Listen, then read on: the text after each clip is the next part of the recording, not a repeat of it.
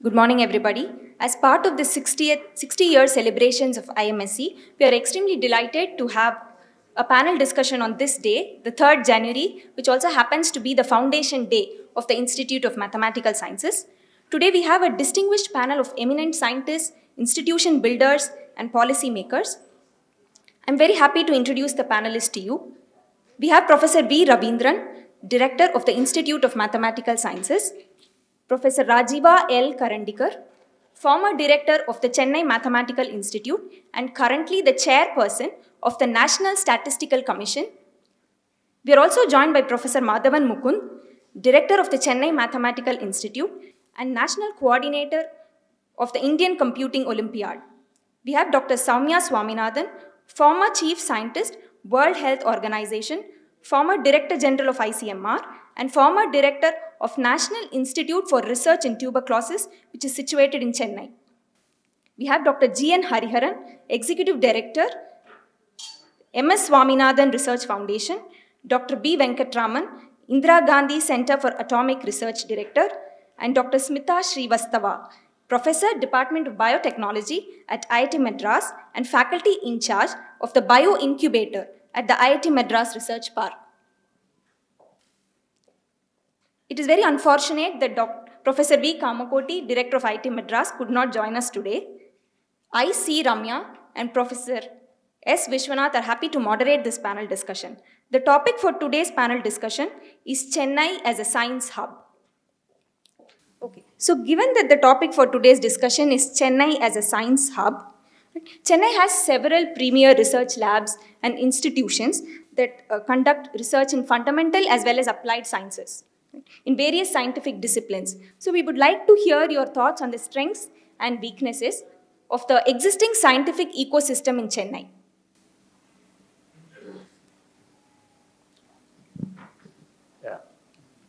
So there are lots of mics, I think.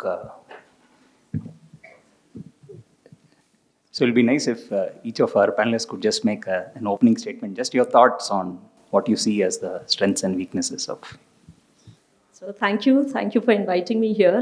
I think it's a privilege to be here among all the experienced ones. My thought on the Chennai as a science hub, the strength is in the fact that there are many national level, international level institutes of eminence, so-called at Chennai. And the bottleneck could be, there is a lot to be leveraged and there seems to be a gap, still a scope I should mention to give a positive connotation to it, for more interactions among these institutes for greater good of the society and also in terms of translational component. Thank you. Thanks. So I think, the strengths have been the large number of institutions, as was mentioned, IIT, IMSC, so many, even Madras University has a glorious tradition of science, and newer institutions like CMI. So I think, but there is a clear bias, I think, in terms of areas. I think it's very much more heavy in terms of the mathematical sciences and engineering. So I think that Smita's life sciences, I think, deserve a much larger role. So that would be, I think, one aspect which probably should be addressed somehow. The other thing I think is that though we have a large number of research level institutions working in science, I think relatively speaking, there are not that many teaching opportunities or studying opportunities for students wanting to enter science at an undergraduate level in Chennai. So I think you have to, we don't have the equivalent of ICERs and such institutions here where students can aspire to learn science at the highest level. And so I think that is something maybe which will help, because I think that's where I think we're losing the plot. Sometimes. So at CMI, we don't get students from Chennai for mathematics, but I think this would also be the case in other sciences. And I think if we don't have an opportunity to showcase this at a local level, it deters students, I think, from joining these streams. Good morning. I share the views, definitely. IMS, this is, this particular city is very lucky because, as everyone knows, that there are plenty of, engineering colleges, whether it's IIT, Anna University, two institutes like IMSC and CMI, and lot of small colleges actually. And if you're talking about science, there is a big gap between, this elite institutions and then small colleges actually where the real science is, supposed to be taught. Okay, also schools. Okay, there's a big gap between these two actually. People from colleges, small colleges, they think there is some kind of science that is done here that we cannot understand, and then scientists from this elite institute think that these are places that it is not very important that we should go and actually spend time. So this gap is what I think is very big in Chennai. That whichever universities, colleges I visited actually. So this is something that in my opinion, while we have rich institutions, this gap is what is actually making me very much bothering. So I think that's something that I wanted to actually point out. Yeah.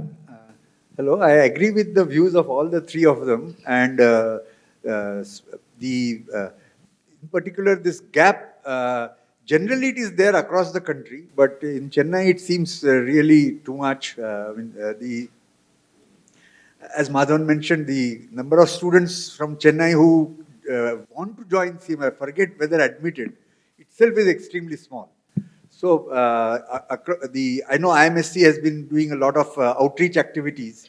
I think we should, all the institutions should do them collectively and in a much wider way, and also connect with the teaching faculty across the colleges so that the level there goes up and some kind of connectivity is built.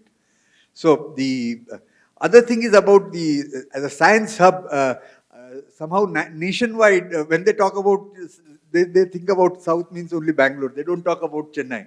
So we need to create that awareness. How to do that is a different question. But that is the other aspect. That it is very good, but it doesn't come up in anybody's talk when they talk about South and science. So that's the other thing we should do. I think very good points have been made already. Obviously, there are a number of very good institutions, especially even if you just take South Chennai or just even the Taramani area, you will have, more than half a dozen institutions that are each doing exemplary work. I know we don't have today probably some of the health or the medical research related, but we have several of those as well. So I would say that in addition to the points already mentioned about, firstly, Chennai not being known as a science hub, which is unfortunate in spite of all the work that goes on in the different institutions. Secondly, I think the disconnect with the public. I feel that for the future, I think one of the most important things is going to be the science literacy of people, and this has to start from school children.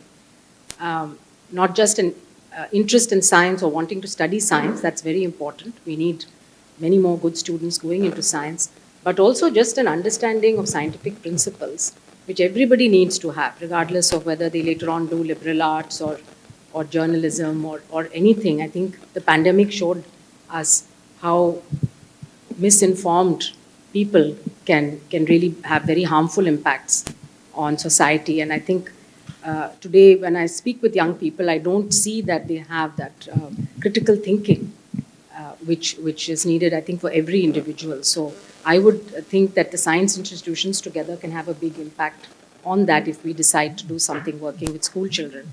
The third area I would argue, but we're not having an impact on, is government policy.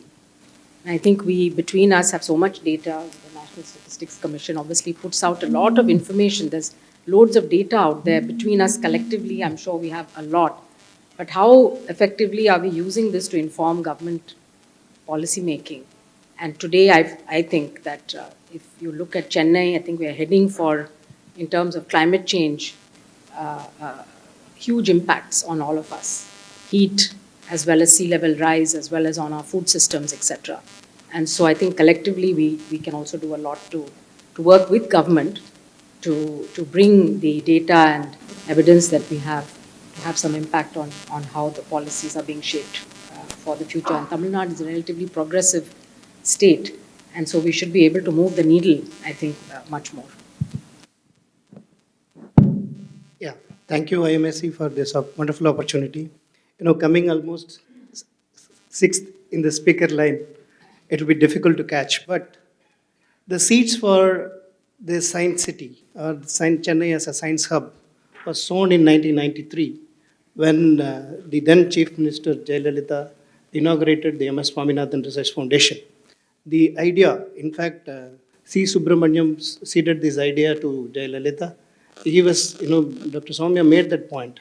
The constellation of institutions in the Gindi, Taramani, Adayar region, there are about 69 different institutions available, including MGR Medical University and the King's Research Institute.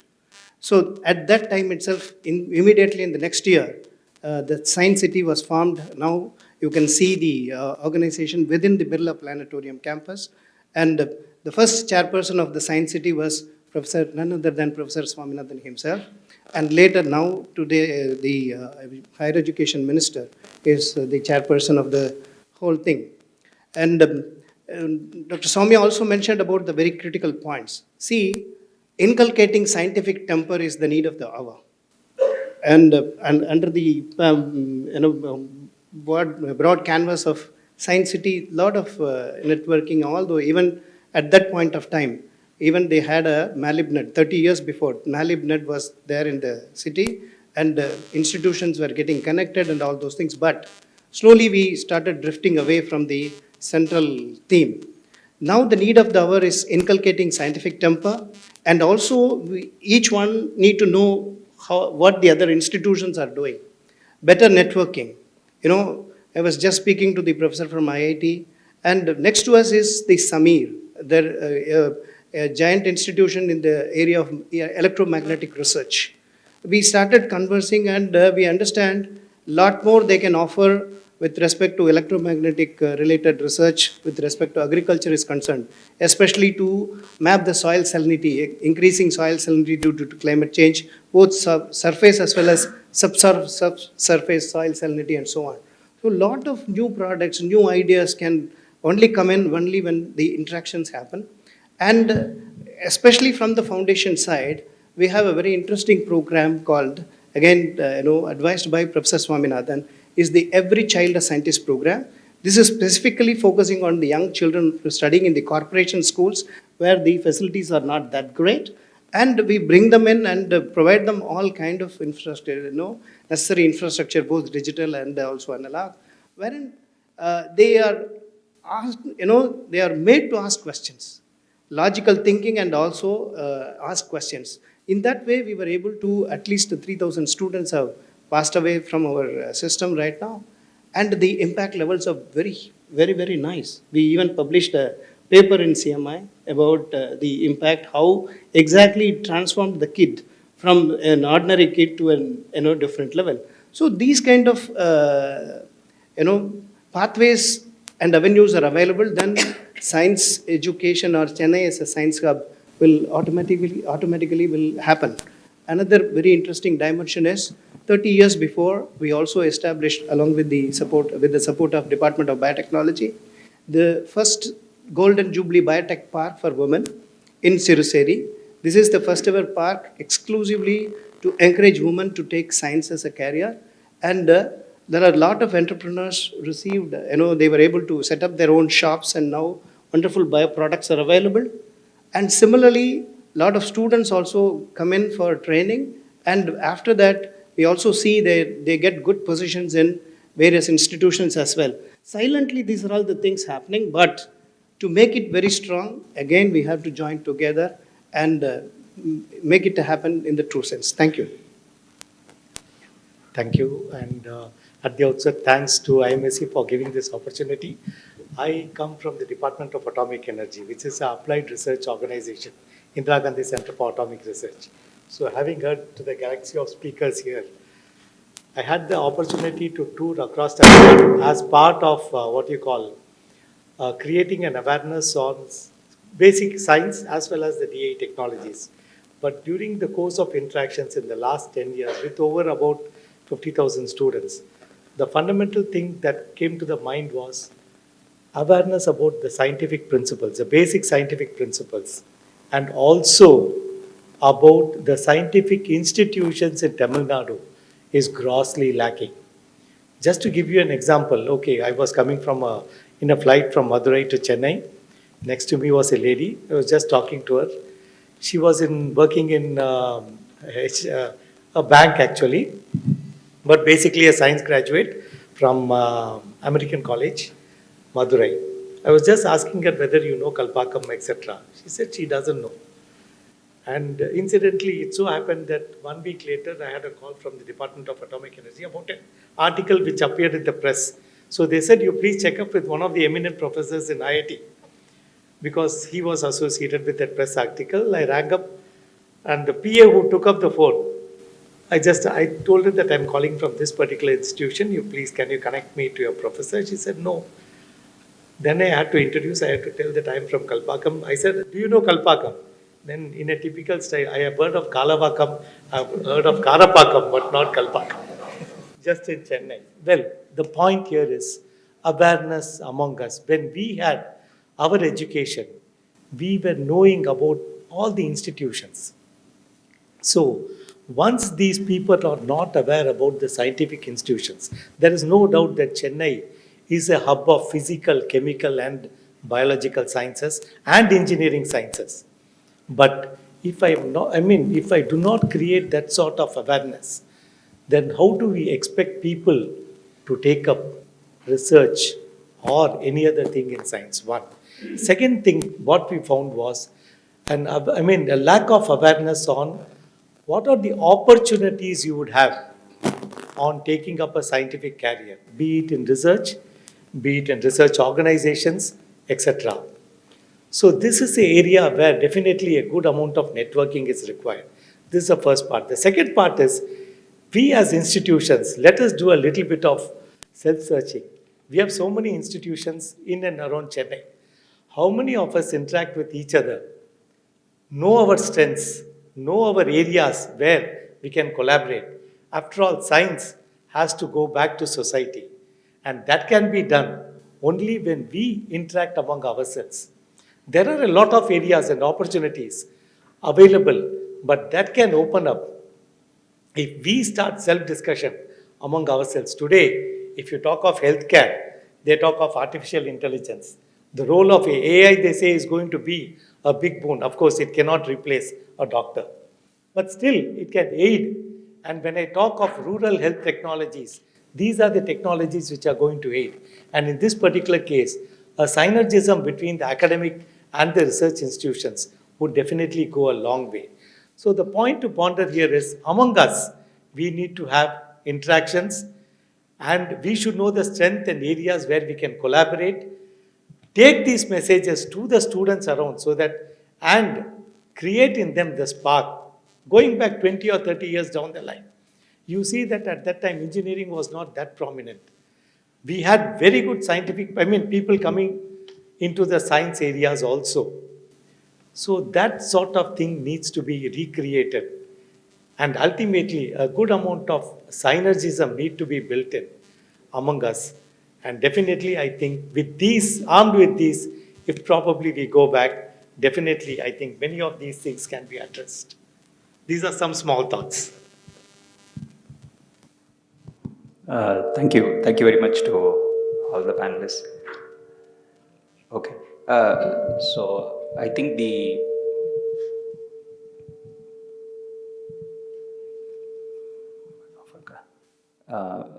point about synergy, which is sort of being brought out by all the panelists. So I guess everyone, I think, more or less agrees with the sentiment that while we have several institutes, somehow we don't seem to be talking to each other as much as we should be. So I sort of want to harp on that just a little bit more and ask your opinions on this. So, I mean, we just sort of looked up Wikipedia just out of, curiosity, and it lists some 24 or 27 institutions in Chennai, and I'm sure they're missing many more. so on the one hand, there is this research aspect, for example. So research collaborations, Sir mentioned Samin as an example where MSSRF has collaborated with actual tangible benefits.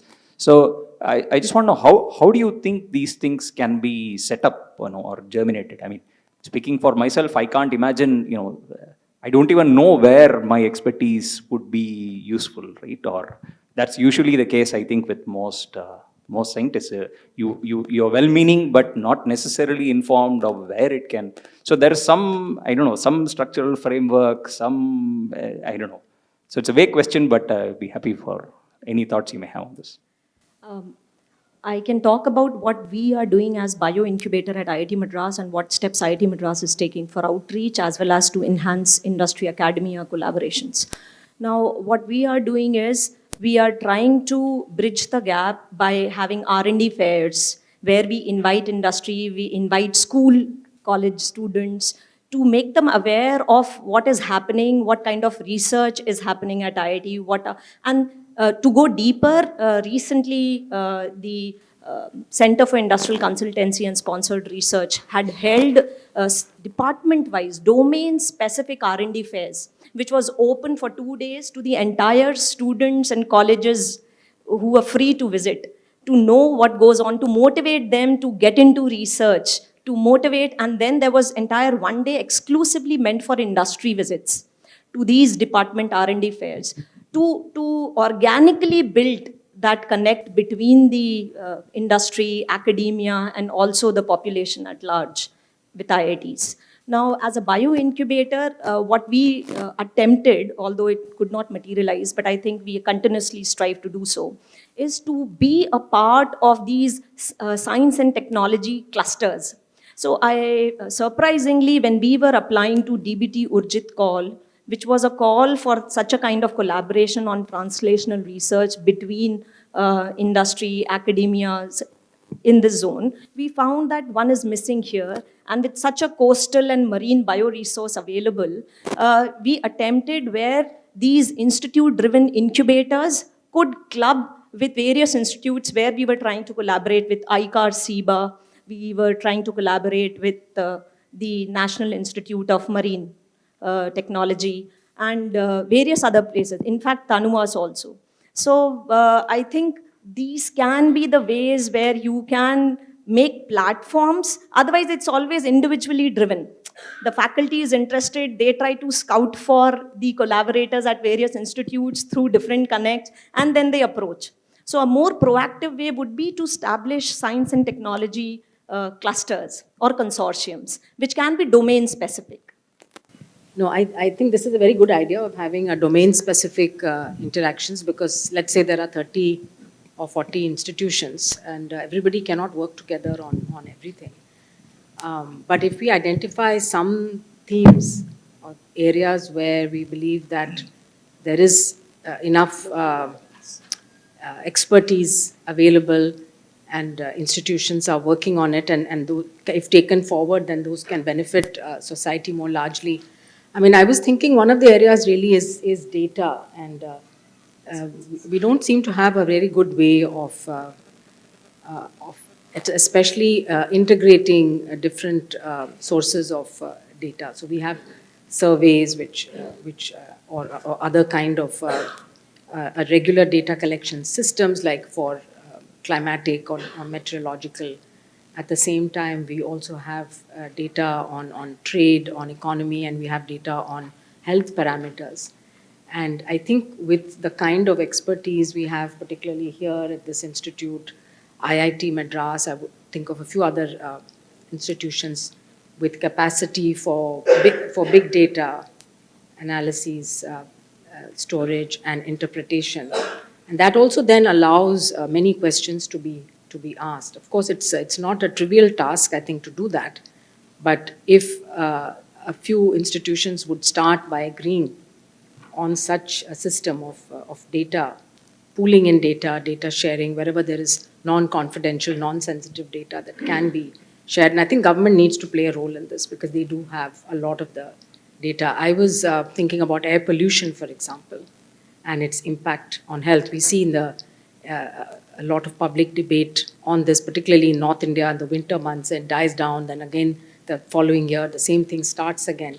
But essentially, we're not really effectively doing anything. And cities like Chennai, the air quality is progressively worsening from the data that I can see. This impacts all of us, wherever we live or whatever we do. I mean, air quality is something that is silently killing millions of Indians, and none of us are really waking up to the fact. Similarly, there are other things which will have fundamental impacts on us. So I think if we pick a few, I mean, there is, of course, always the area of basic science, of research that needs to go on, but there may be also very concrete things. Road traffic accidents. Is there nothing that we can do collectively to take some action, best by monitoring the data on road traffic accidents to try to reduce? This has been done actually in other places. Water quality, the quality of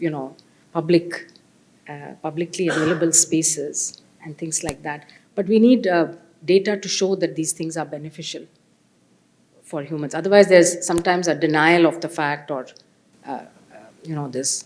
You need to convince people by showing the relationship between green spaces, having open spaces, and mental health, for example. So there could be many. Again, I'm talking more from the health point of view, obviously, because that's my domain expertise. But I'm sure in many areas this could. So about data, I'm sure you have a lot of insights on this. Well, I've just taken over as the chairman, and I'm going to Delhi today, and we are having a first meeting tomorrow. I know there are tons of challenges with data, not just in Tamil Nadu, nationwide. About data is kept in silos and not shared with each other, leave alone with public. But so let's see what we can do there. But coming to your other point, I think health and various other things, or road traffic and so on. I think the institutions could get together and interact at least with the Tamil Nadu government and the local people to create awareness. I mean, let's say road this thing. We have tried to make efforts and tried to talk to the government. They promise various things that we will get you in, we'll pull you in, but then the thing gets forgotten.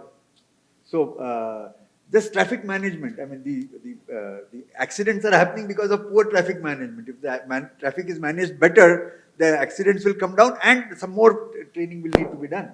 But collectively, we need to talk to the local government or the Tamil Nadu government and involve all of us together. We can't be competing with each other. We have to do it together. Yeah, the domain-specific issue is one.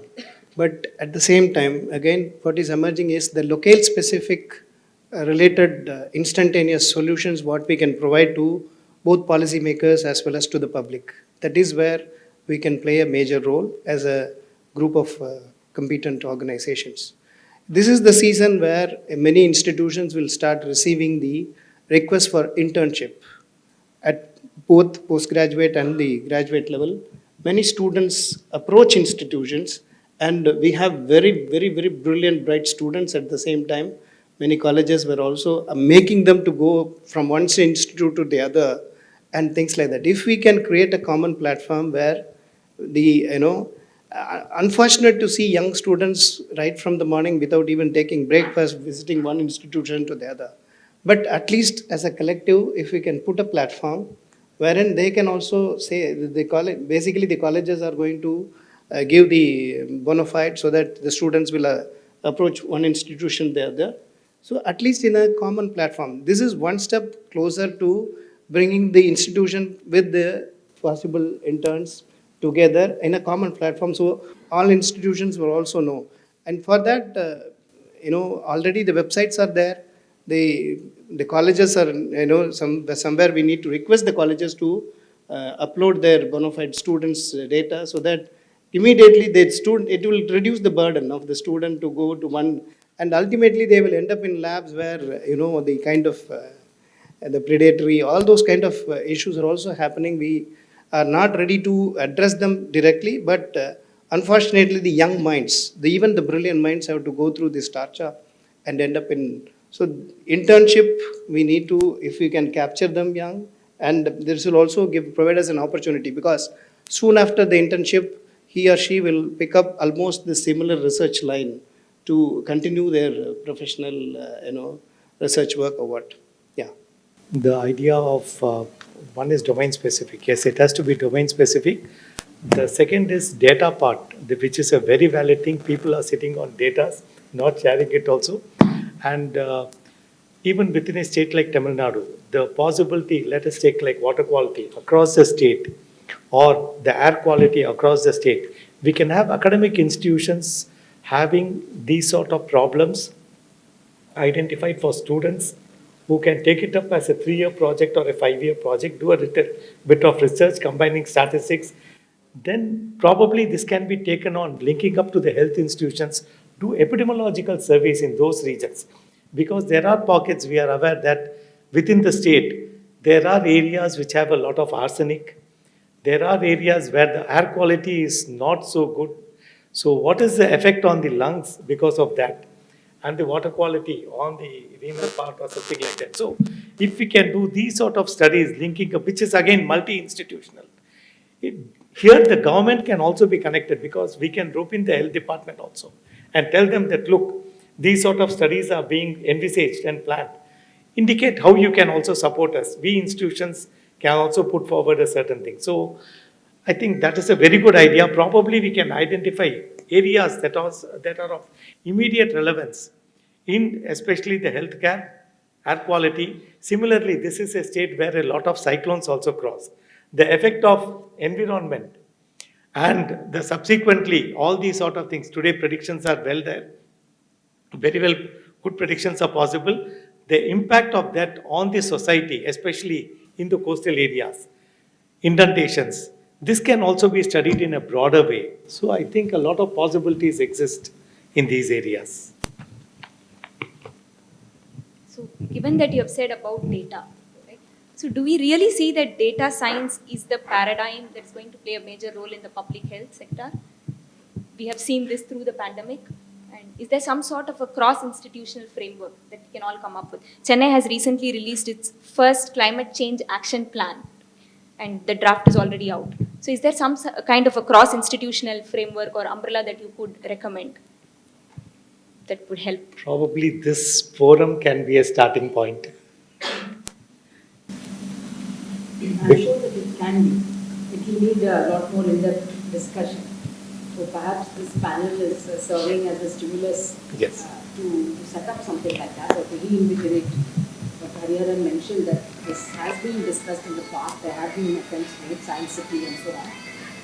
Let's reinvigorate that.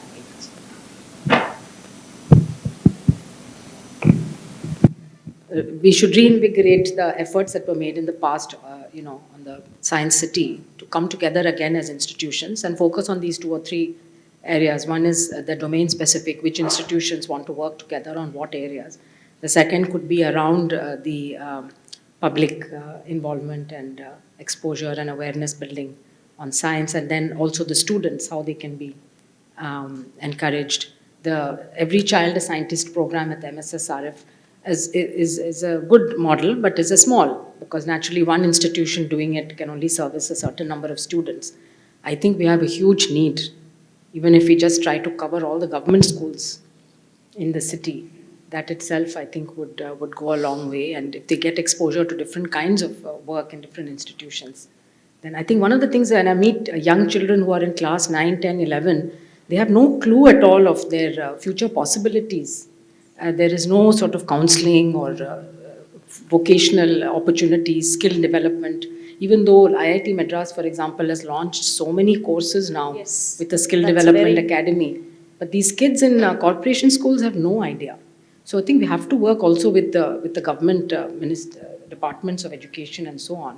But if Tamil Nadu really wants a skilled workforce in the future, not just churning out people with degrees without any skills at all, then I think our institutions must work together to support the government to do that. But also to push the government. I think at times, if we work collectively, as you were saying, and not individually, then I think we can have a significant impact.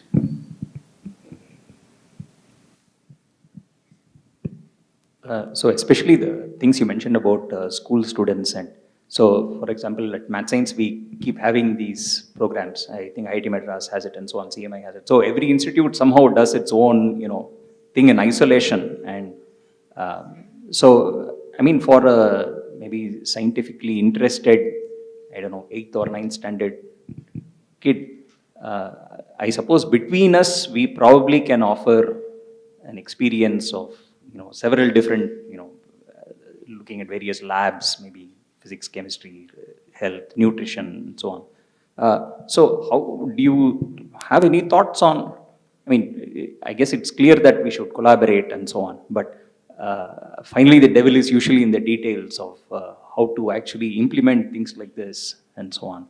What do you see are the challenges typically with? He mentioned about the awareness generation. See, we work in silos, we publish a lot, but our expertise and other things almost get confined to our own campuses only. We are not able to reach out to the larger sections of the society. On one spectrum of the side, you have the policymakers. They are the ones who translate that, when they have to say such a program is happening here, unless and otherwise they get the necessary, orders from the government or the secretaries to the schools and so on. And if that is not going to happen, then this trend will continue like this. We must reach out in 360 degrees, not just to policymakers, to the schools as well. And at least on an annual basis, if all the institutions can come together and at least have 1 or 2 day kind of a conversation or a symposium kind of a thing, then that will create a platform. There are very many diverse dimensions that are happening, and interfaces are also happening here. We must be able to nurture only when we meet physically. At least now, Dr. Soumya is here. COVID is not attacking us to that great extent. So, physical meeting within at least within Chennai. So we don't need to travel a lot. We can meet. We need to have at least annual meeting. Annual, we can call that as a science fair or whatever it is. Call very right now Science Congress is happening in the country. At least within Chennai, we need to have some kind of this kind of a mini Congress or whatever it is. That will create the cross learning or cross talk between the institutions. I think the major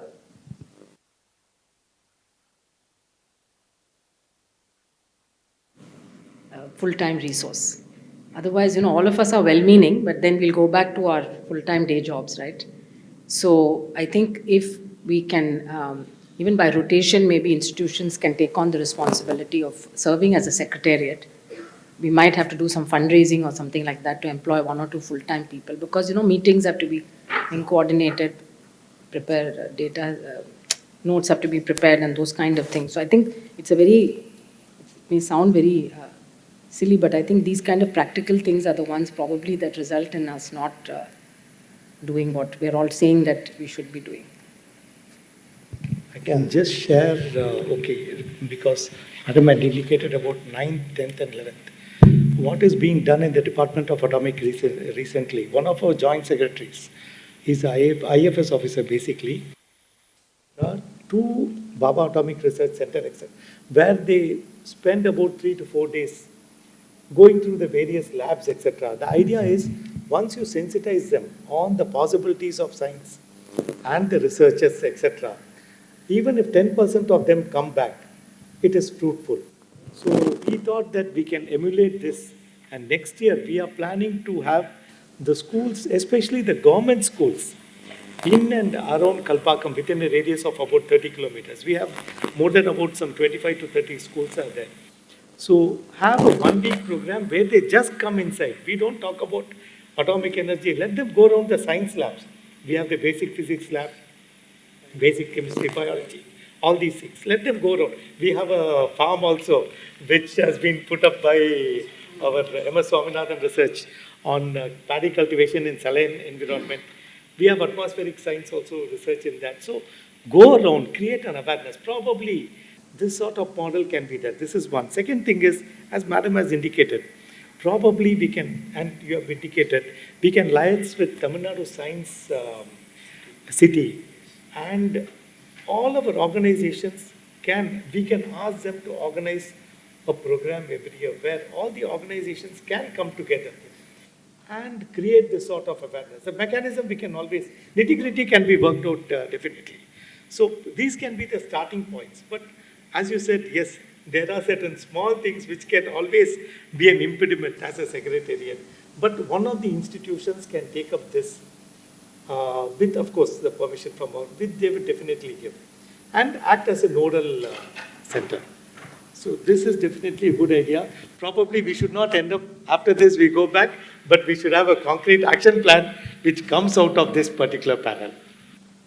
Like Professor Venkatraman mentioned, I mean, I had a similar experience about,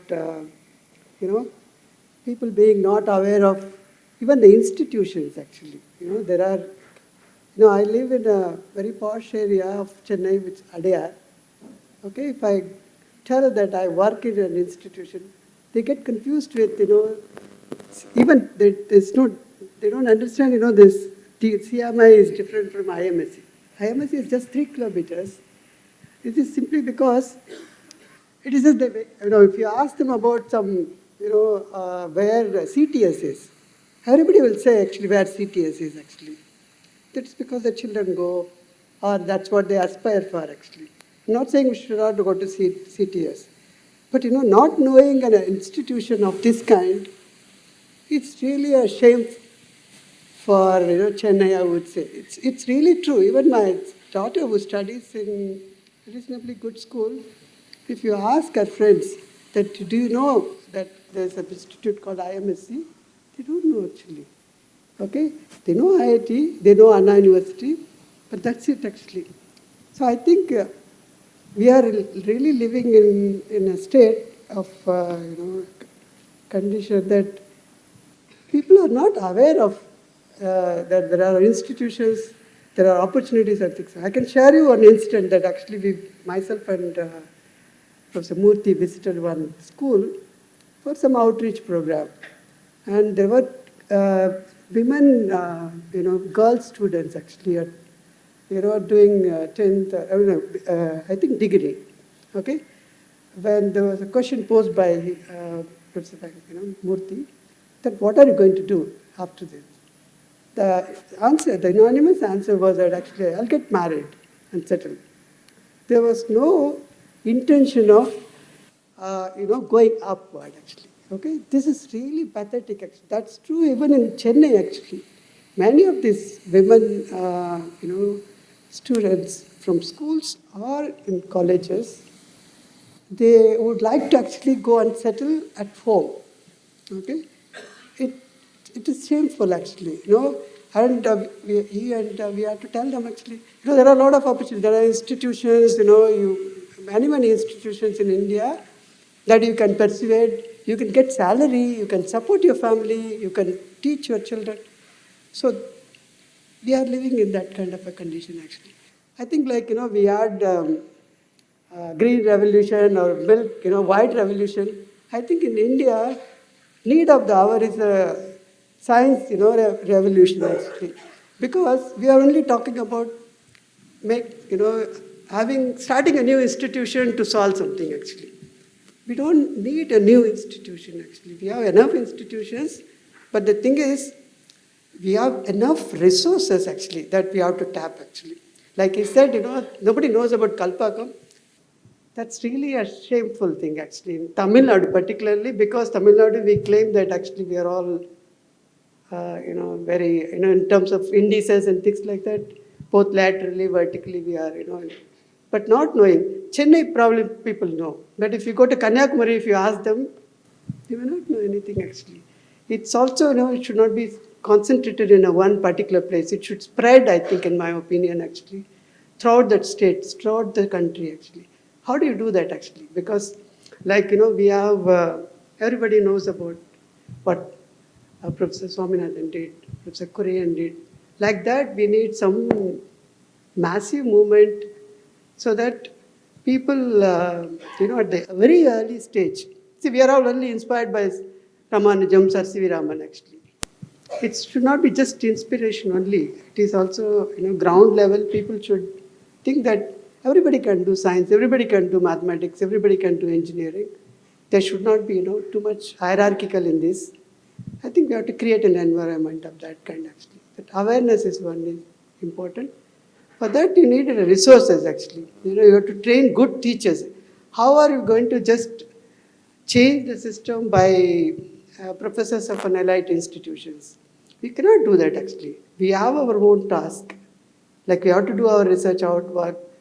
We'll have to actually create an environment where the university teachers or college teachers actually they do their job.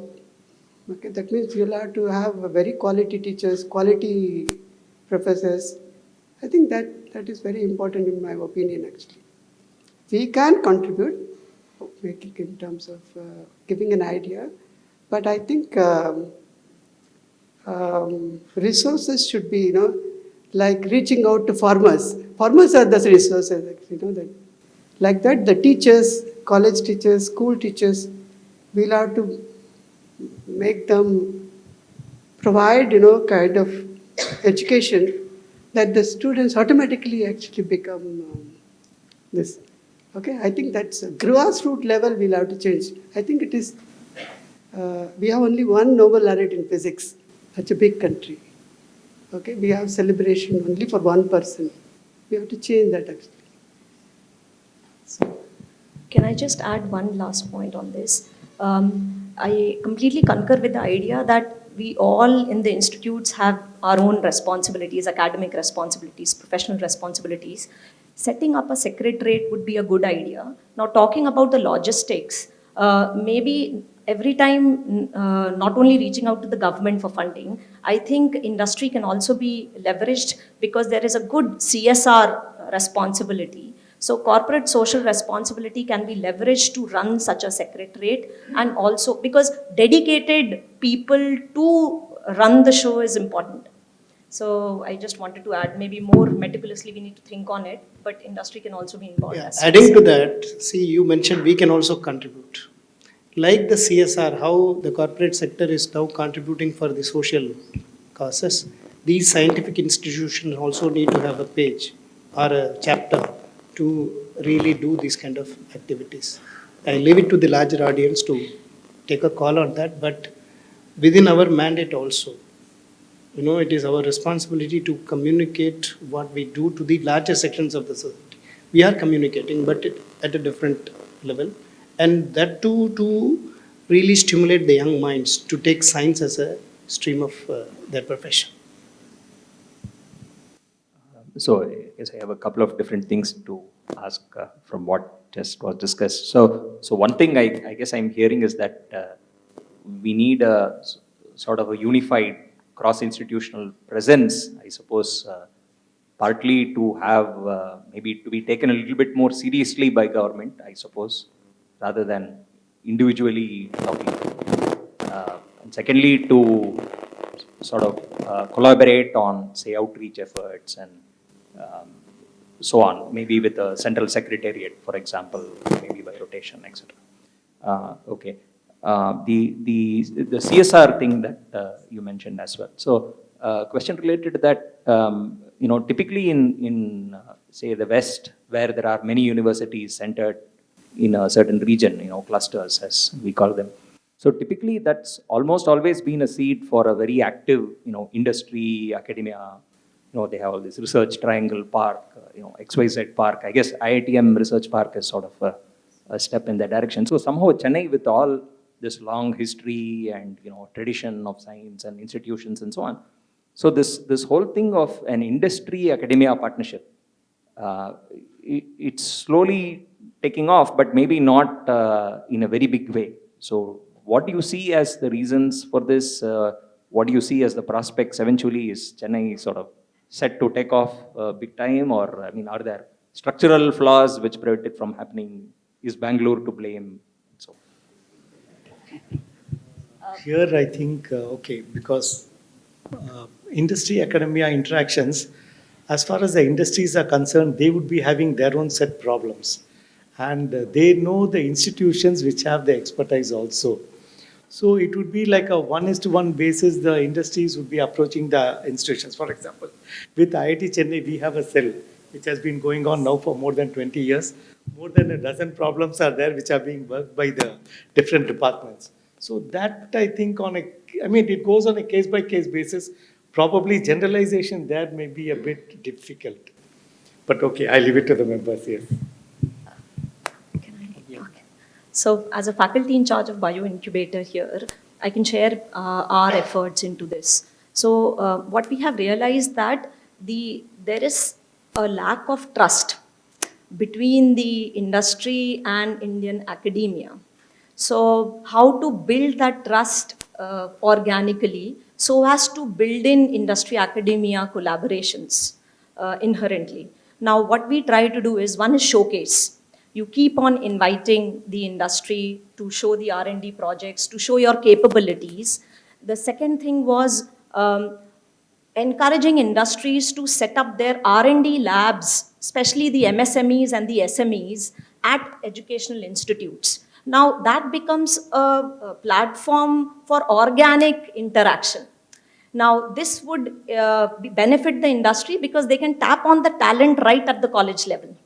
They can do skill development. The problem statements can be defined as per the need of the industry along with other problem statements. Now, where university-driven incubators can play a role is that we try to become a bridge between the industry and academia. Now, frankly speaking, as a faculty of IIT Madras as well, now you have so many different research, your own loved research problem statement. So most of us, what we generally as scientists do is, we work one of our favorite problems, which we pick up because of some logic, and then we try to see if that problem can fit the solution in the market, can be a good solution to the problem in the market. Now, this is one of the ways to approach it. Another way to approach would be to proactively interact with industry to know their pain points, to define collectively problem statements, and then encourage joint technology developments, to encourage joint IPs, to encourage joint R&D collaborations, whether it is coming as consultancy or whether it is coming as R&D project collaboration or sponsored R&D projects. These in together can lead to more coherent interaction between industry and academia. Now, what we are doing at Bio Incubator, we are encouraging especially MSMEs and SMEs to establish their R&D labs. Now, this allows them to exploit the ecosystem of IIT Madras.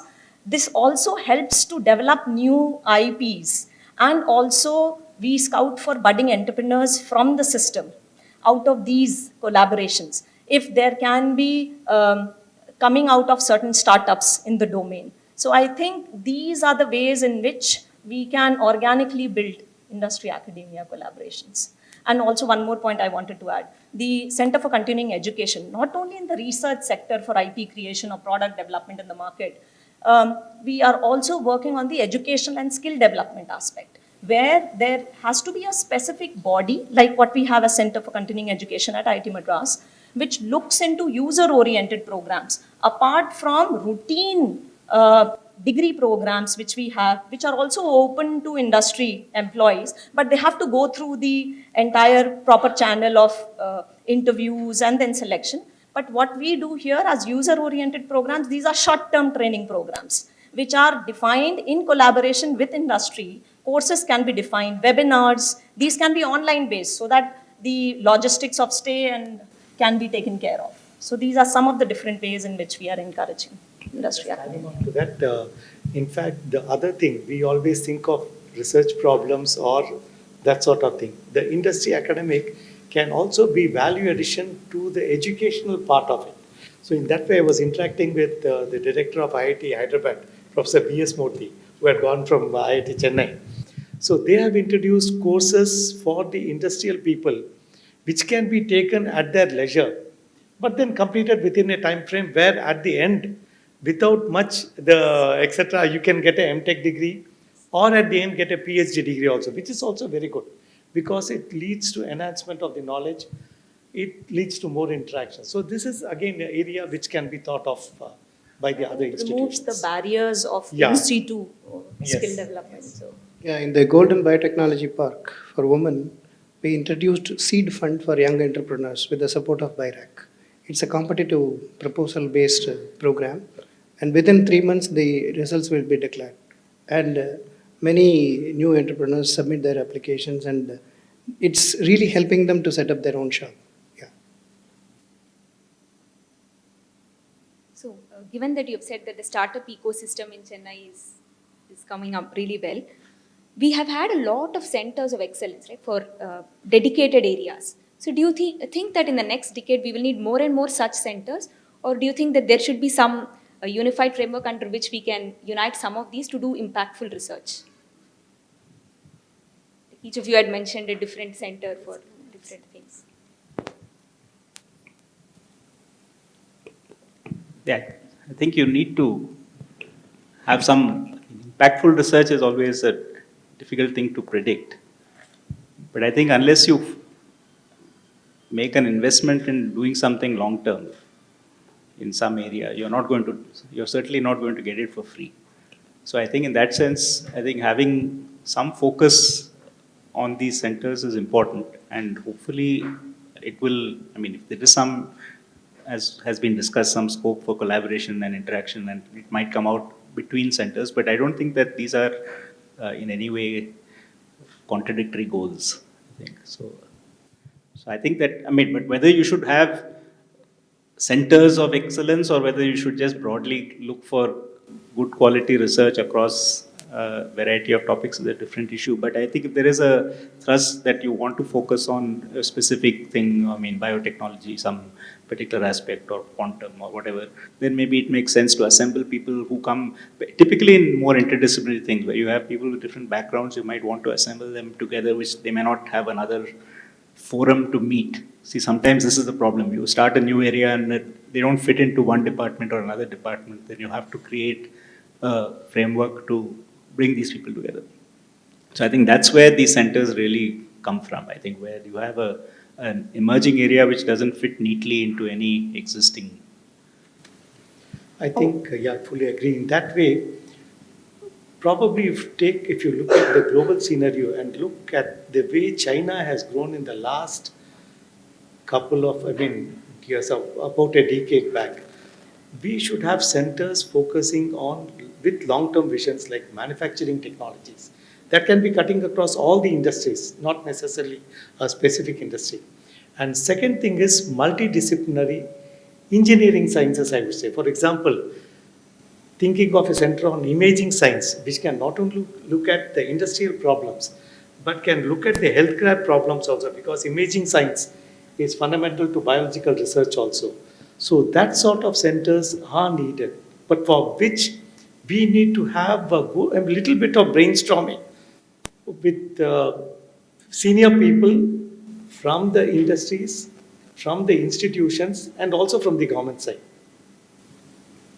What we have done is that first question was how can we have whether we can have more number of center of excellence. So I think we should also look into the aspect that there need not be physical center of excellence, there can be virtual center of excellence as well, which become a platform for interaction. Like in terms of startups, what we have done is to benefit our incubated startups with the infrastructure and mentorship available across Tamil Nadu in other incubators. We have developed a consortium of all these incubators, and we hold regular meetings, and this is a virtual kind of a consortium. So where we hold, as Dr. Soumya was mentioning, every time one of the incubators take the leads and we carry out regular meetings, we then host such combined collaborative programs to the budding entrepreneurs, whether it is in legal aspect, IP aspect, whether it is in technology advancement aspect. So we hold such training programs, these awareness programs to even tier 2 and 3 cities. So I think building up a center of excellence, virtual can be a good idea. And also these virtual consortiums where regular meetings can be held. So I think that will encourage the startups and also leverage the infrastructure and the expertise available at various institutes if it comes to institutes level. See, I have a different opinion. See, the science and technology is always emerging. we cannot say this is going to be the state of affairs for the next, even for 5 years. So as and when we come across with recent advancement and need, we need to go for these kind of setups, new setups. But at the same time, by linking all of us and see how minimal investment, maximum output kind of a scenario will be better to really make Chennai as a science hub. That will be, we can really save the resources at the same time, deliver the goods in a better way.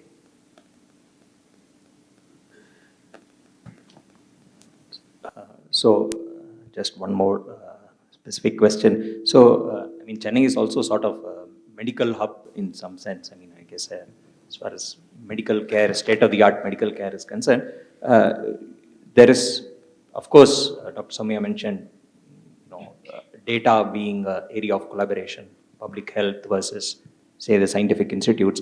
So, do you see a greater scope for collaborative sort of medical research in going beyond data and epidemiology and so on? Maybe relating to actual medicine itself, the applications of what our scientific institutes are doing to medicine or to other clinical research, for example. Is that happening to some extent? Is there scope for more contribution from the scientific institutions towards this area? Yeah, I think definitely a lot of scope. I think in several ways. The first one is to identify and articulate the problem or the gaps, right? So, if you look at the area of medicine and affordable healthcare, there are many gaps that we have today, and particularly when we think about diagnosis. Diagnosis as such has been neglected in many countries, including in India. Now we realize the importance of diagnostics, and especially during COVID, even genomic surveillance expanded a lot, etc. But basic, simple diagnostics, even today in primary healthcare centers, are not available, let alone self-testing and self-care, which is also taking off in a big way. And for many chronic diseases, you need that accessibility and affordability. Another area where I've been impressed with IIT and innovation there is in the area of affordable assistive devices. Today we have a growing need, as people are aging and living longer, a need for assistive devices, whether it is spectacles or hearing aids or walking sticks, or Sujata has made these wheelchairs which can actually help you to stand up. Most people, especially those who can't afford these things today, are still managing without, and therefore the quality of life is not good. And in India, there's an unfortunate gap between the life expectancy and what we call as healthy life expectancy. There's a 10-year gap, which means that even as we are living longer, we are not living healthy lives. And the last 10 years, there's a 10-year gap, which means you live an average of 70 years today, but after the age of 60, people are living with multiple chronic ailments. And now today you have people living into the 80s and 90s, and certainly they're going to need a lot of assistance. So this is another area where industry, academia, collaboration, there may be innovations coming out of institutions, but they have to be then scaled. And then, of course, the government has to also put it into the program, into the Ayushman Bharat, so that it's procured and distributed. So I think scientific institutions, firstly identifying the gaps, and again that can be done with data, because I think when you look at data from health surveys, you can identify what is the percentage of people who are blind or deaf, or who are not mobile at a certain age, and so on. So we may need to also upgrade our surveys to include things like that, particularly for the extremes of age. And then similar we can say for drugs and diagnostics, but that's a very specialized area. But these are things I think where these institutions we can definitely. And then I think I would say also in the area of food, today I think one of the major risk factors for ill health is poor diets. And part of it is affordability of good diets, part of it is awareness.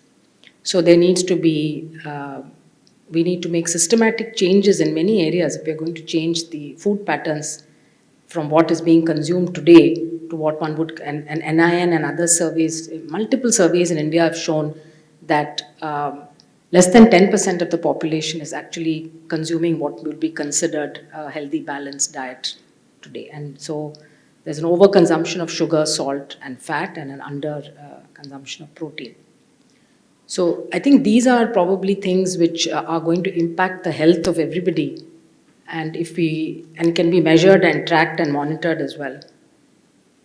Where institutions could, I'm sure several institutions here would be able to make. And then there are specific, I know that IIT, for example, is talking to VHS to set up collaboration on the medical side, where biomedical engineering, data, artificial intelligence, all of these things can be applied in regular clinical practice to see and to test it through research, right, to see the impact. So, in fact, Professor Kamakoti was mentioning also, we are coming up with an MD PhD program. So, these being set up in technological institutes give an interactive platform between clinicians and the scientists working in these areas. So, like organically building up the collaboration to come out with the products. Now, on the lines of local relevance, the problems, to find solutions to the local problems. I think if we can set up translational accelerators in the academic institutes, within the academic institutes, because many of us, then the scientists don't have to worry about the translation aspect, but they can be given the mandate to scout for the lab leads which can be worked upon to bring it to a level, the TRL advancement which we say, the technology readiness level for the market, where we can advance these lab scale discoveries to a level where they become marketable products or technologies, which can be of social relevance and as well as economical relevance. So we'll just take a few audience questions at this point. So if you think you have a question, please just raise your hands and somebody will come to you with the mic.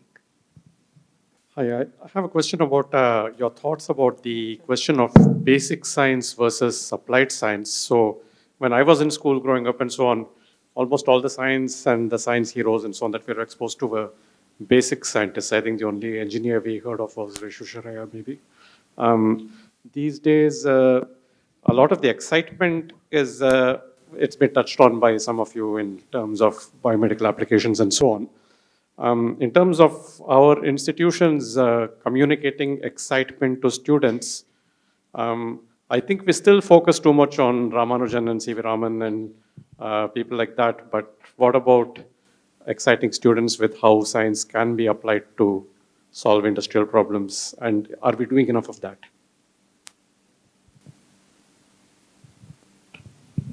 Let me answer. Okay, others can also.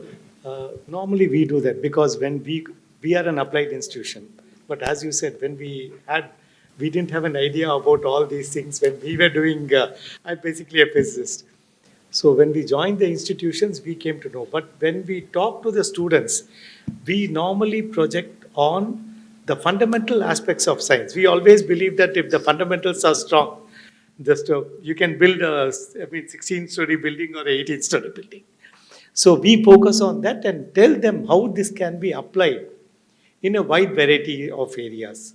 So not just focus on Ramanujan, while we give not only those people, but all the other eminent scientists who have been there in India during all these years, be it Bose or anybody else.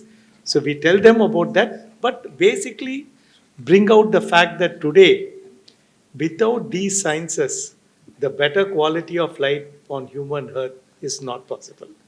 So thank you very much for this insightful discussion.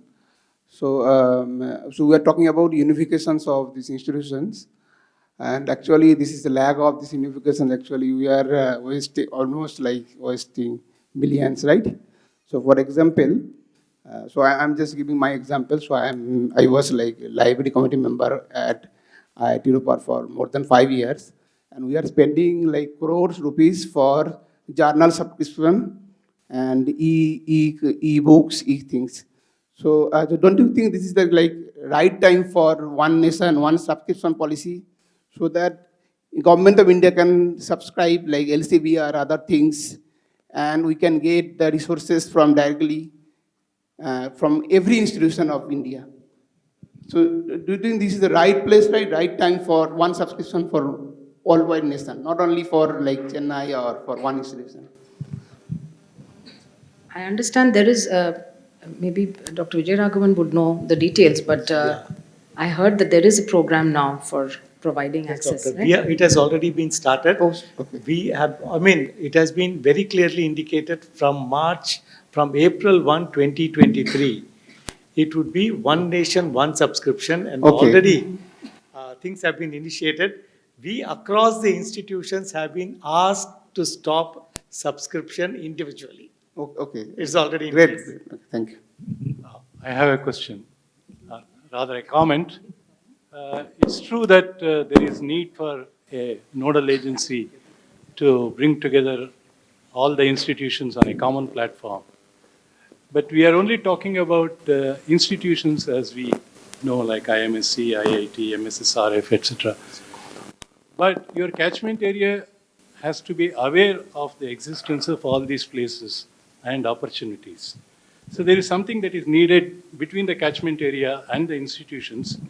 And there is a very big role for civil society organizations. For example, Tamil Nadu Science Forum has a reach which none of these institutions have. In fact, they are working with some of our institutions, like IMSC is working with Tamil Nadu Science Forum.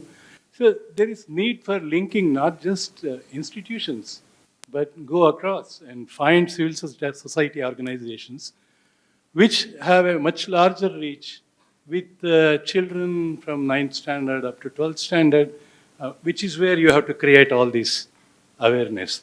And I think that should be made part of any discussion of this kind. Unfortunately, I don't see the Tamil Nadu Science Forum representatives here, but hereafter, whenever such discussions take place, such civil society organizations should be included.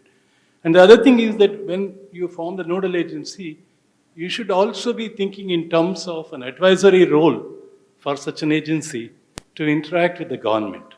For example, if you are talking about climate change, what are the policies that the government should adopt? There has to be an advisory agency which can tell the government, this is good science, it can be done, but certain things should not be done.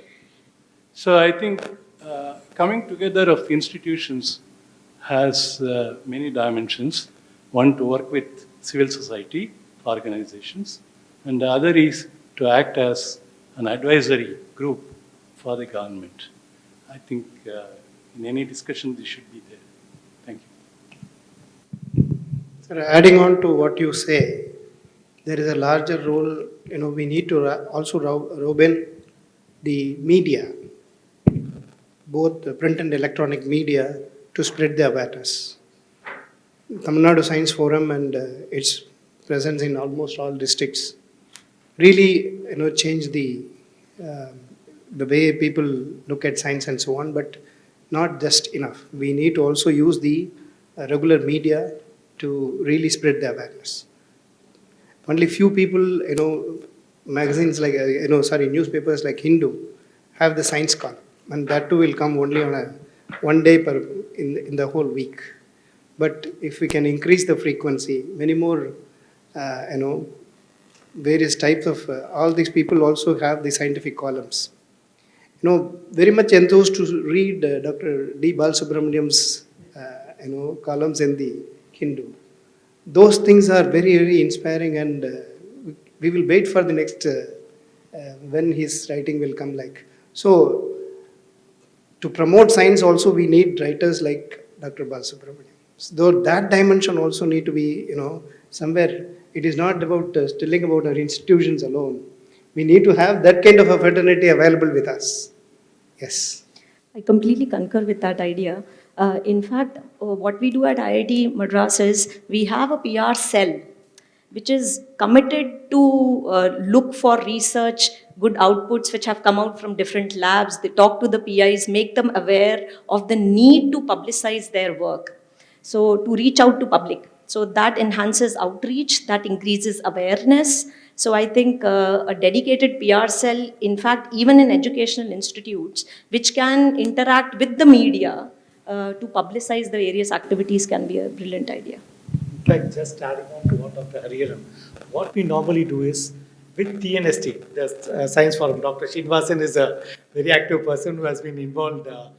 So what we do is, we recently organized a program in Madurai where we had organized in Mannar College or something like that. We call the digital media also the local people, the TV personnel, etc., and give it a sort of push so that institutions and schools in that vicinity come to know about these sort of programs, especially when they are spread over 2 or 3 days. So that makes the footfalls also increase. The awareness can also be increased. In fact, I must say that, IMSC is proud of having a person like Ramanujam, who for a very long time have been involved with Science Forum. Science Forum is something that is not new to IMSC particularly, actually, because when I was a student, he actually, made me to get involved at a very, very small level, actually. And it's been going on, after I joined back to this institute, I've been seeing him for last 10 years. There have been quite a lot of activities, almost on regular basis. Even recently there was a book release and things like that. In this event, we are going to have a book release by, this Science Forum people who collected articles written by our staff here and students and postdocs for Jantar Mantar. And hopefully that will be released as one of the things actually, that activities that we planned. IMSC, is proud of saying that we have people, particularly under Ramanujan, and it's been going on actually. I think every institution, if they actually, like Professor Murthy mentioned, if there are people who could actually spare time, take it up, it would really make, because the catchment area, in my opinion, is the most important. Yes. Because if you don't target them, I don't think we can change anything by. At least in the state, there are, organizations each with its own reach. Like Ariviyal Sangam is also there. And similarly, there are NGO organizations like Dr. Kalam International Foundation. So if you can knit up together with all the like-minded organizations, definitely, as you said, the catchment area would increase. Yeah, I had a few comments. One is about stuff that wasn't part of the discussion yet, but I think are important. Food security was mentioned as one, but of course there's also solid and liquid waste management for any urban situation, which is essential for thinking about the long-term future of our cities. And the third is biodiversity, which again didn't come up in any of these discussions, but they should all be part of any discussion long-term. The second point is a more, I think, fundamental point. None of what's been discussed has been any different from what you would discuss in Pune Smart City or Bangalore Smart City. They're all the same. We need medical data, we need more interaction between academia, looking at data availability is an issue. So I just wanted to suggest that one should turn that around. Essentially a lot of these discussions have been saying that, look, we do so and so, we can do multiply it by 10 times if there was enough funding and interest, etc., and that we would have more impact. That's certainly true. But I'd suggest, as a suggestion, that one could turn that argument around and say, what would we like to see in 5 years? So the example of traffic was a great example. India sees 150,000 traffic deaths a year.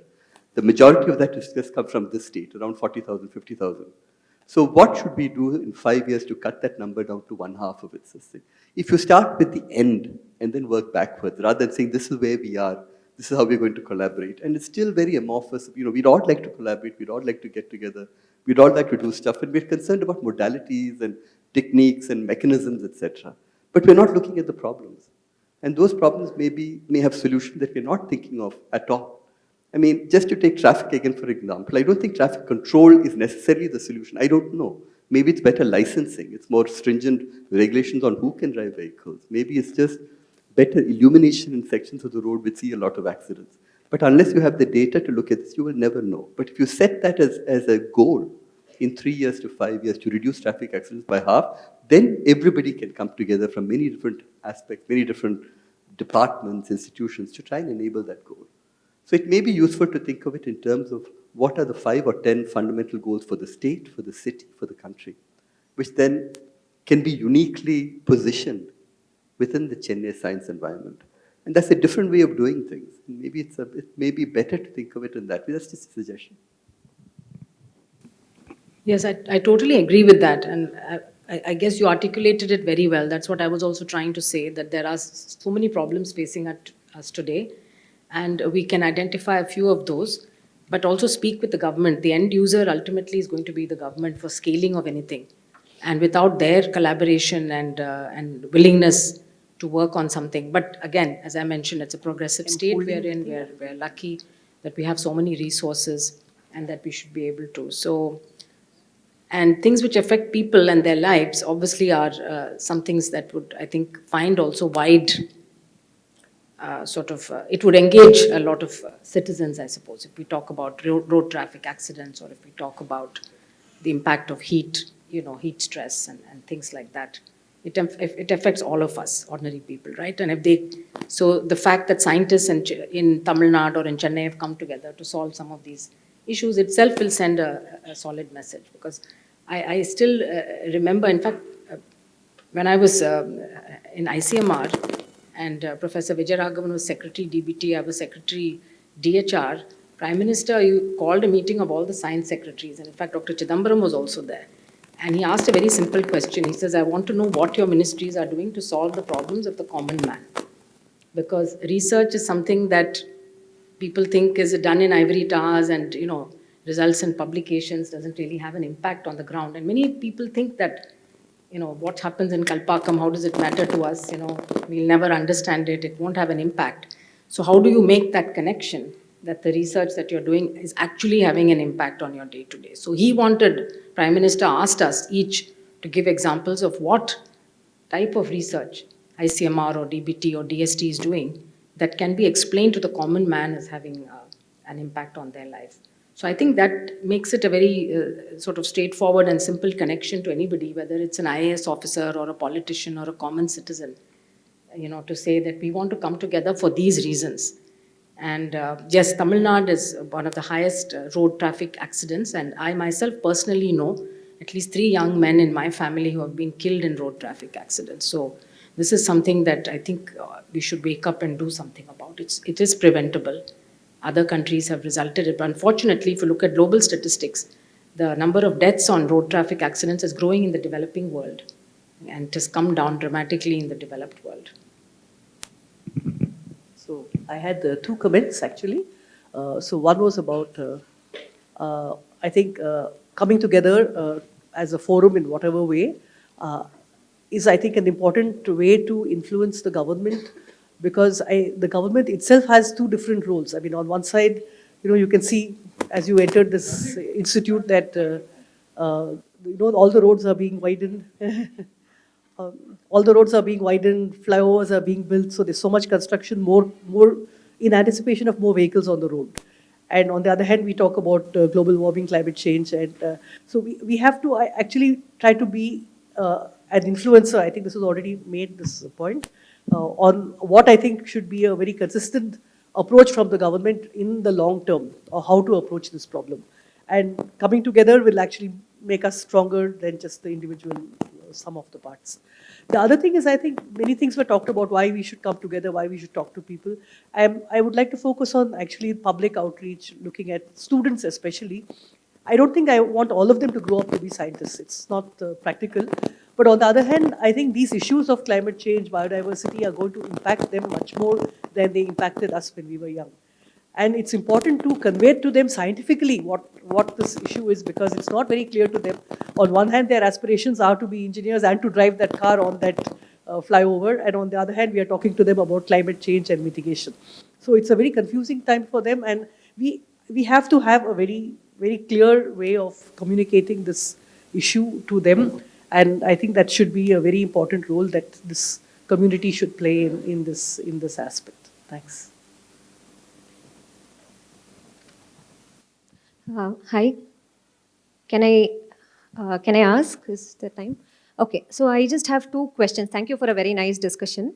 I have 2 questions. One is it possible in Chennai to set up something like, a center for science education where you academically look at how to popularize and how to take science education forward?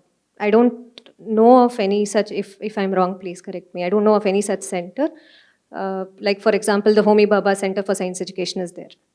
Something like that, just for Chennai, to address Chennai's problems with science education, individual unique problems. That is one thing, if you can comment on that. And the second thing is, when you talk about inspiring young people, I come from a city college. I mean, both my bachelor's and master's were in a city college. And even in a co-ed college, in a class of 20, there were 3 guys and all the rest of us were girls, women, like Ravindran sir pointed out. But many of them just, their life goal was to get some job which would give them money and get married. That was the thing. But there was so much of potential there. But when I came to IMSC, it just got exactly reversed. There were 2 girls in the class, and all my batchmates were guys in a class of 24. It is unbelievable. The gap is really unbelievable. And for this, when you are talking about some kind of platform for communicating science to young people, do you think that the families of girls should also be sensitized somehow? Because it's a problem with conditioning, right? From the beginning, girls are taught to, I mean, we are supposed to have a certain life path. We cannot make any, you cannot deviate much from it. So is there a way in which you can also it's not just enough to communicate to the girls themselves, but also sensitize their families or whatever, that science could be a good career option, an interesting career option, which is also economically feasible or whatever. So, thanks. How to encourage girls or women to come into science. So what I was saying is, I myself have been a part of such initiative where we ourselves see the training and the change in the mindset is not only required for people around the society as a whole, but the girls themselves. Now, with the way through childhood we are conditioned that this is not our arena, or as you grow up, there can be other priorities. So it's also a matter of realizing within that to be able to convey to your close ones and those which are influencers, to convey to them that, no, this is important for me. So the condition also has to be done, the training has to be done on ourselves as well as on the others. So now we do hold programs to sensitize, gender sensitization programs. Now, in order to encourage girls, maybe a better outreach is required where women who have taken up science as their careers can be invited to talk about their journeys. This is what I have also come across. So many of the women in this program, which was in collaboration with McKinsey for leadership, women leadership programs, where we were also made to interact with women leaders across the country, whether it was in science or technology. So that also encourages the other women to take up that path. So I think more outreach in that sense is more important, and more targeted outreach would help that.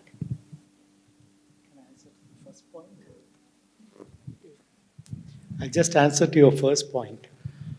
Probably, I feel, this is my personal opinion, that creating more centers would not be that. We already have, for example, a science, Tamil Nadu Science City has been set up here, etc. So, if we can strengthen these sort of institutions which are already existing and create a greater awareness on the availability of these institutions, then that would be more beneficial rather than creating newer ones and then dissipating the strengths. I think we are sort of out of time, more or less. So maybe if there are any more questions, request, some of our panelists will still be around. So, Arijit, do you want to make a? I just wanted to make a comment that there was a lot of discussion about linking environment to health, right, and air pollution, and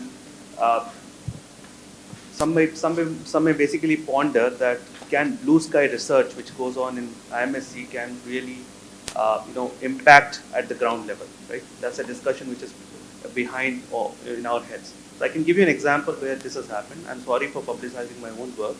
We actually created a database called Deduct, which is the Beyond It, which is the, I think, the world authority on the list of endocrine disruptors and environmental chemicals.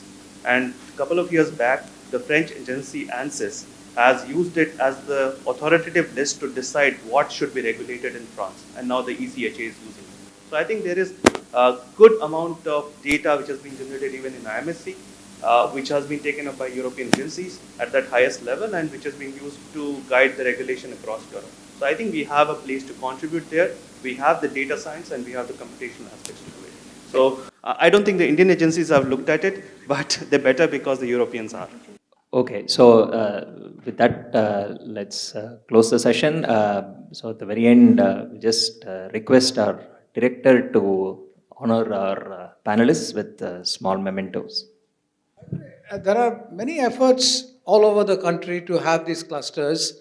There are formal clusters in the Delhi region, Pune, Bangalore, Jaipur, Chandigarh, Bhubaneswar. Their secretariats have been funded by the office of the PSA. They have separate office. Some of them they've created societies. And they're doing that without disrupting the standard institutional mechanisms at all the levels of students, research, common programs, missions, and so on. So it'll be useful to get aware of that as also what's happening internationally. And typically, as Soumya pointed out, and others did, you need a secretariat and a leader. Otherwise, we'll be stating problems and not solutions. Normally one of the panel should take on the leadership, but it's always useful to make the leader the person who's absent. So I suggest Kamakoti be the leader. And IIT Madras take on the responsibility of coordinating this and take it forward as the largest institution. Thank you.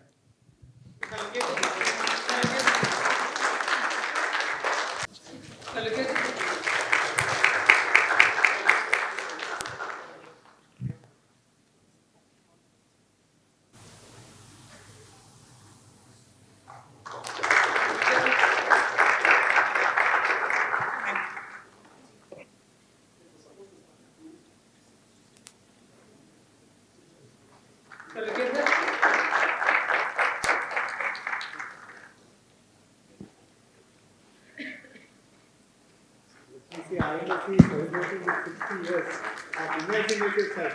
So we give this recognition all success.